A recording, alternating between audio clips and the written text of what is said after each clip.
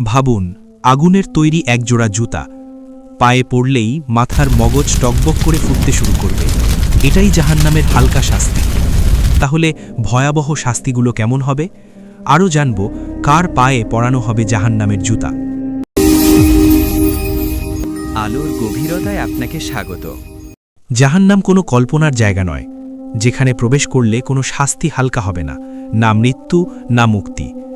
জাহান্নামীরা আল্লাহর কাছে আহ্বান করবে, হে আমাদের প্রতিপালক, আমাদের বের করে দাও, আমরা এবার সৎ কাজ করব। কিন্তু উত্তর আসবে, তোমাদের সতর্ক করার জন্য যথেষ্ট রাসূল পাঠানো হয়েছে, তবু তুমি তা উপহাস করেছ, কোনো ছাড় নেই। জাহান্নামে দোষারোপ ও নিষ্পত্তি। সেখানে দুর্বলরা বলবে, প্রবলদের কথা শুনেই আমরা পথ হারিয়েছি। প্রবলরা বলবে, এখন কেউ কাউকে বাঁচাতে পারবে না। এমনকি শয়তান বলবে, আমি তো শুধু আহ্বান করেছি, জোর করিনি, দোষ তোমাদের নিজের। প্রহরী ও মালিকের কাছে আবেদন করবে, শুধু একদিনের জন্য শাস্তি হালকা করো। কিন্তু উত্তর হবে, এখানে কোনো ছাড় নেই। আগুনের জুতার ঘটনা। হাদিসে এসেছে যে নবী সাল্লাল্লাহু আলাইহি ওয়াসাল্লাম বলেছেন, জাহান্নামের প্রথম ও সবচেয়ে হালকা শাস্তি হল এক ব্যক্তিকে আগুনের তৈরি একজোড়া জুতা পরানো হবে, যা পরলেই মগজ টকবক করে ফুটবে। এই শাস্তি দেওয়া হবে আবু তালেবকে, যিনি নবী সাল্লাল্লাহু আলাইহি ওয়াসাল্লামের চাচা। তিনি নবীকে রক্ষা করেছিলেন, সাহায্য করেছিলেন, কিন্তু ঈমান গ্রহণ না করেই মৃত্যুবরণ করেছিলেন। কেমন হবে জাহান্নামের শাস্তি? এটি একটি প্রাথমিক শাস্তি, যা দেখায় আল্লাহর রাগ, আযাব এবং ন্যায় কেমন। এটি প্রমাণ করে একজন মানুষের জন্য সবচেয়ে হালকা শাস্তি কত ভয়ঙ্কর হতে পারে।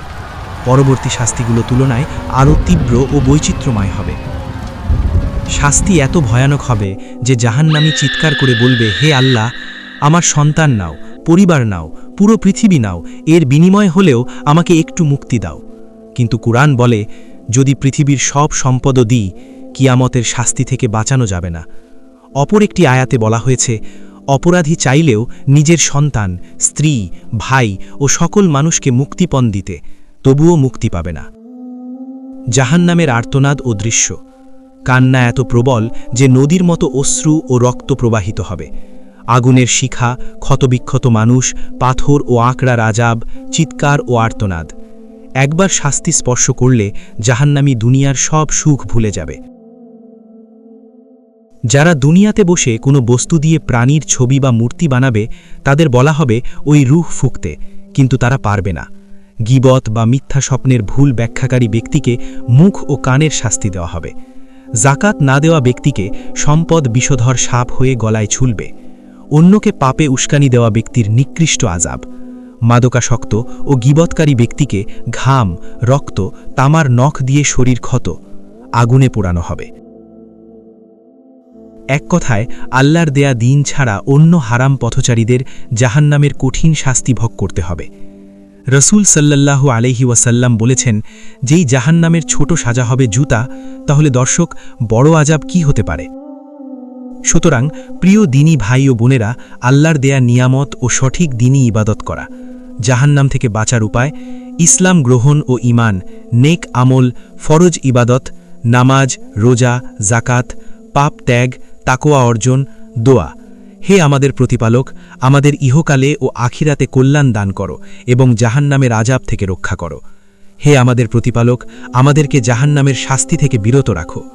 লা ইলাহা ইল্লাল্লাহ উচ্চারণ করা, ফজর ও আসরের নামাজ যথাযথভাবে আদায় করা, সদাচরণ, অন্যের সম্মান রক্ষা করা, সামর্থ্য অনুযায়ী সাদাকা করা, আল্লাহর ভয়ে কান্না ও ত্যাগ স্বীকার করা।